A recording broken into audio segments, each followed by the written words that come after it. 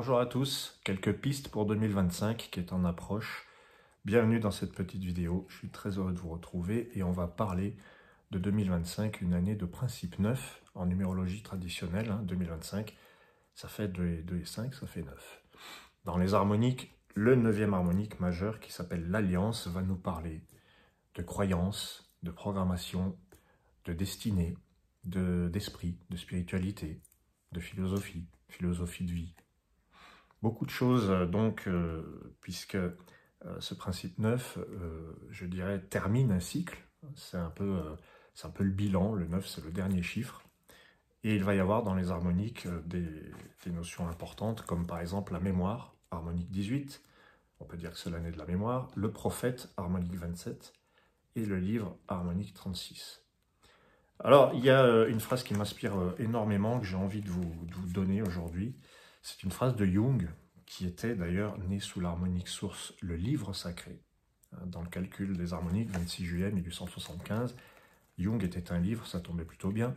Et ce médecin a dit « Tant que vous n'aurez pas rendu votre inconscient conscient, il dirigera votre vie et vous appellerez cela le destin. » Alors c'est très parlant pour moi, je pense que ça va être un petit peu le fil rouge de cette année 2025, une année où je dirais qu'il sera propice à faire le bilan, à se questionner sur la suite, puisque le 9 termine un cycle et on commence un nouveau, 9 égale 9 nouveau, c'est 9 dans le sens de la nouveauté, on abandonne quelque chose et on se dirige vers autre chose, il y a vraiment l'idée de fin de cycle. Et il y a l'idée de destin, il y a l'idée de croyances limitantes, créer sa vie à partir de ses croyances, puisque quand on est vraiment convaincu de quelque chose, eh bien on le manifeste, il se crée dans la réalité. Vous l'avez peut-être déjà observé. Dans cette vidéo, j'ai envie de vous donner des pistes, je vous les donne, j'ai envie vraiment de vous partager le sens profond de ces 4 cartes, de cette harmonique, majeure qu'est l'Alliance, et la mémoire, le prophète, le livre. Donc on a 3 étapes. La première, la mémoire, qui nous parle de notre rapport à notre passé et à nos expériences vécues. La mémoire, c'est quoi le rapport à notre passé? Quand on vit mal, quand on vit en basse vibration, cette harmonique 18, eh bien on va sombrer dans la nostalgie, le regret, le remords, la culpabilité, la rancœur. Enfin, tout ça, ce sont des petites joyeusetés qu'on connaît tous. Il n'y a pas de jugement, c'est normal, on est humain. Quand quelque chose s'est mal produit, on peut avoir de la colère, du regret, de la tristesse, tout ce qu'on veut. Jusque-là, tout va bien. Mais c'est quand même la basse vibration de la mémoire, on ne peut pas non plus rester dans ce marasme toute sa vie. La mémoire nous dit, que faites-vous de votre passé? Donc, il y a l'idée de bilan, on trace un trait, comme je disais avec l'harmonique 9. Il est vraiment, vraiment vivement recommandé de ne pas ressasser. C'est ça l'idée. Ne vivez pas dans le passé et ne concevez pas, ne créez pas votre avenir sur votre passé. Le passé, c'est par définition quelque chose qui n'est pas censé arriver de nouveau. Si on a compris quelque chose, si on a rendu son inconscient conscient, on a quand même plus de chances de ne pas réitérer, de ne pas faire revenir les vieux démons, les fantômes du passé. Voilà à quoi sert cette harmonique 18. Déjà, quand on sait ça, alors on évite de ressasser. Déjà pour soi, ressasser par rapport aux autres, quand vous parlez aux autres, quand vous déversez, vous avez besoin, mais c'est vrai que ça peut, à un moment donné, ça peut fatiguer les autres, ça peut créer une énergie qui refuse d'avancer en fait, et ça peut être néfaste. Voilà, donc la mémoire vous dit, ok, il y a eu des expériences, elles n'ont pas toutes été bonnes, c'est la vie, c'est normal. Et il y en aura d'autres. Je veux dire, il y en aura d'autres. L'idée, c'est de ne pas les créer, c'est pas de les recréer de nouveau. Voilà, c'est pour ça. L'harmonique de la mémoire, il faut vraiment faire le tri. C'est un harmonique de tri qui va vous dire ça, c'était avant. Et puis demain, eh bien demain, on ne sait pas. Et c'est là que j'enchaîne sur le prophète, l'harmonique 27, qui est donc la fréquence suivante. Je ne dirais pas la fréquence supérieure, il n'y a pas de supérieur, inférieur, il n'y a pas de hiérarchie. Mais c'est la fréquence suivante, c'est celle qui est un peu plus loin. Elle a fait un peu plus de chemin et c'est le prophète.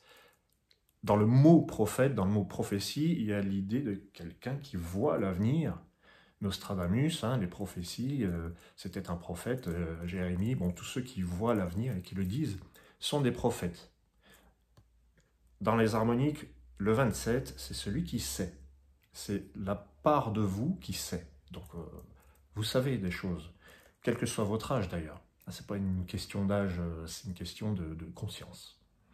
Donc, il y a une part de vous qui sait. Et j'ai envie de dire, c'est cette partie-là. Hein, vous voyez, ça fait comme l'alliance, hein, des parenthèses qui s'entrechoquent. Et dans le prophète, il y a une partie qui sait et il y a une partie qui ne sait pas.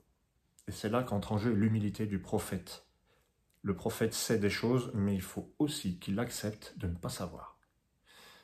Alors, qu'est-ce qui est recommandé dans cette harmonique du prophète, d'autant plus si c'est votre harmonique de naissance? Toujours pareil, vous pouvez calculer.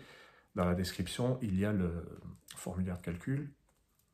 Il est recommandé de ne pas prédire des choses que vous ne savez pas. Je serais mal placé de vous dire qu'on ne peut pas imaginer le futur. C'est un petit peu quelque chose que j'aime bien faire et qui me passionne. Mais attention, j'ai quand même la conviction, et là on verra ça avec l'harmonique suivante, j'ai quand même la conviction que d'une certaine manière on crée son avenir. Et si on peut le prédire, on peut le créer. C'est-à-dire que si vous croyez dur comme fer et si vous prédisez un événement, eh bien il a plus de chances d'arriver. Ça, c'est vraiment mon opinion. Tout le monde ne la partagera pas. Mais vous voyez, les opinions, ça fait partie de cette harmonique 27. Donc, il est recommandé de ne pas prédire ce que vous ne voulez pas qui arrive. Parce que non seulement vous allez peut-être le manifester, mais même sans aller jusque-là, hein, c'est pas parce que vous prédisez un avenir sombre qui va arriver, mais déjà, vous coincez votre présent dans une réalité qui est pas sympa, qui est pas cool. Et qui, en plus, n'est pas la réalité. Puisque ce sont des suppositions sur le futur. Donc ne présupposez pas sur le futur. Soyez le prophète qui sait ce qu'il sait, mais qui sait également qu'il ne sait pas.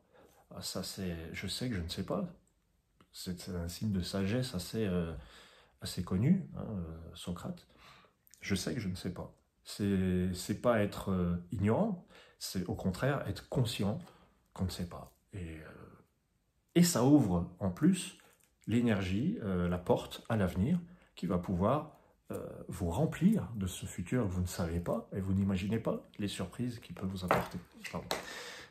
Alors, l'harmonique suivant, le 36, hein, qui donc va désigner encore un peu plus loin, c'est l'énergie, la fréquence un peu plus éloignée et qui va boucler, sceller le principe 9, mais aussi tout l'ensemble de l'oracle des harmoniques qui a 36 cartes. Donc, la relation avec la globalité, l'universel, le collectif. Hein, Jung, qui était libre, nous a bien parlé de l'inconscient collectif, comme par hasard. De quoi nous parle cette harmonique et quelles sont ses recommandations pour 2025 et puis pour tout le temps, hein, j'ai envie de vous dire. Ça, c'est ayez conscience de la puissance de ce que vous croyez, parce que vous pouvez créer votre réalité.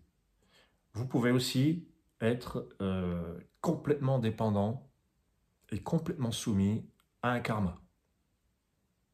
C'est pour ça la phrase de Jung, tant que vous n'aurez pas rendu votre inconscient conscient, vous l'appellerez le destin, vous le subirez, vous l'appellerez le destin.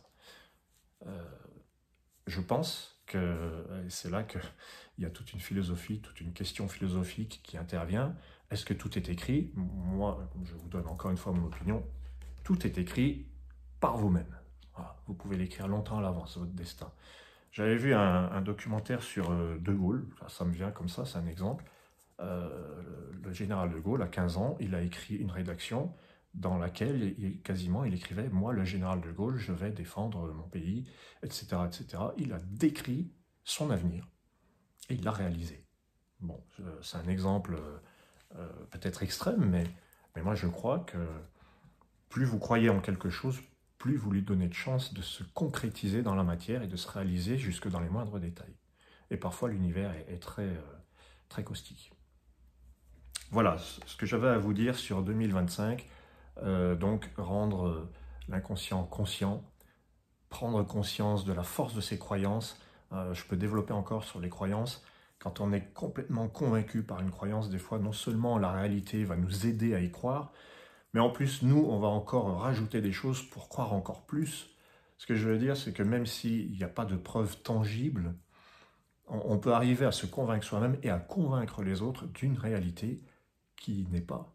Parce que tout ça, c'est de l'ordre de la foi et de la croyance. Quand c'est une croyance limitante, c'est un peu plus compliqué, c'est un peu plus dommage, évidemment. Voilà ce que je voulais vous apporter comme piste grâce aux harmoniques sur 2025. Donc, les croyances, le destin. Est-ce que je vous ai tout dit? Par rapport à la mémoire, il y a l'idée aussi de faire un bilan et de se délester de son passé, de faire de la place, de l'espace de stockage. Si on garde sur son dos son bagage et qu'on se le traîne et qu'on n'avance pas, il faut se poser la question de faire du vide, de faire le tri. Voilà. Alors, ça c'était donc ce que je vous proposais, et si vous voulez aller plus loin, je vous conseille de visiter le site. J'ai de nouvelles propositions de consultation. Là par exemple, je vous propose le thème initiatique annuel. Il y a donc 5 études dans la boutique: thème de naissance, thème initiatique, thème plénitude, thème relationnel et thème de l'année, donc la révolution harmonique. Là, je vous propose l'initiation de 2025.